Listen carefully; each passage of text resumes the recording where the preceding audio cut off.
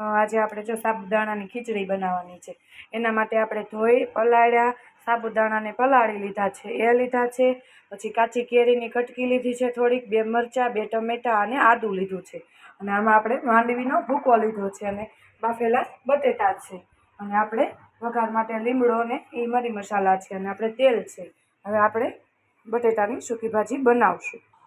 જો તેલ આવી ગયું છે. હવે એની અંદર આપણે 1 સૂકું મરચું નાખશું અને આને આપણે જીરાથી વઘાર કરશું. એમાં થોડુંક જીરું નાખશું, થોડીક હિંગ નાખશું, 2-3 આપણે લીમડાના પાન નાખશું. પછી આપણે આદુની પેસ્ટ છે એ નાખી દઈશું. ટમેટા છે 2 એ નાખશું, 2 મરચાં લીધા છે. હવે આને બધું આપણે હલાવી લઈશું.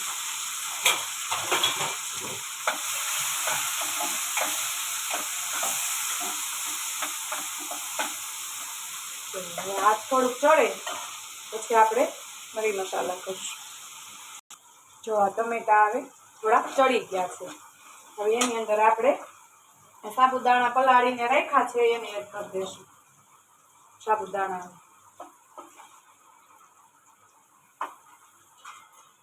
આપણે ખીચડી બનાવવાની છે એટલે સાબુદાણા થોડા ઝાઝા રાખશું.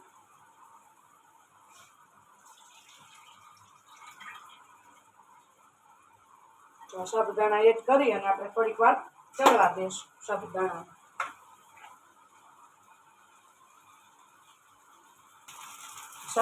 ચડે એના માટે આપણે અડધા ગ્લાસ જેટલું પાણી એડ કરીશું. હવે આપણે આને ચડવા દઈશું થોડીક વાર સાબુદાણાને. હવે સરસ મજાના ગળી જાય સાબુદાણાને, આપણે પલાળેલા છે ગળી જાય સરસ.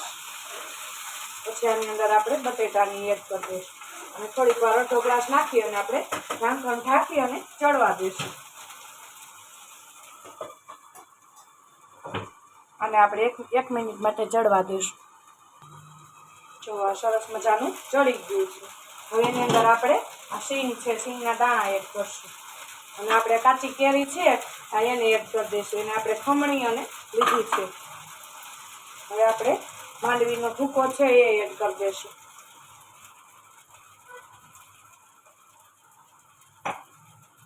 પાછું હલાવી.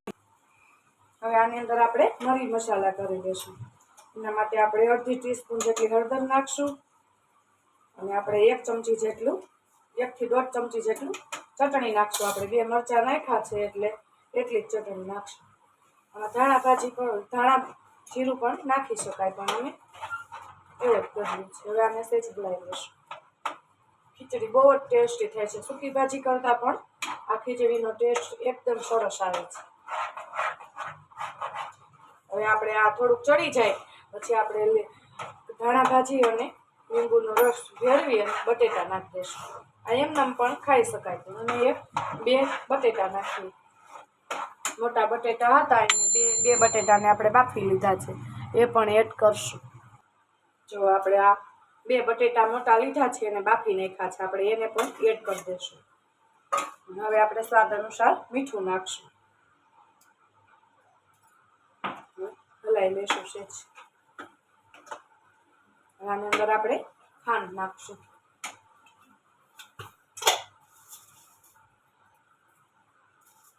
ખાંડ આપણે 1 ચપટી જેટલી નાખવાની, 1 થી 1.5 ચપટી જેટલી. અને આમાં લીંબુનો રસ એડ કરશું.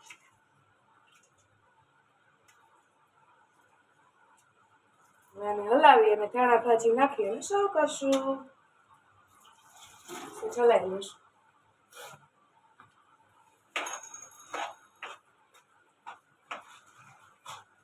બટેટાના પીસ મોટા રાખ્યા છે, તો ન ખાવા હોય એ એવોઇડ કરી શકે.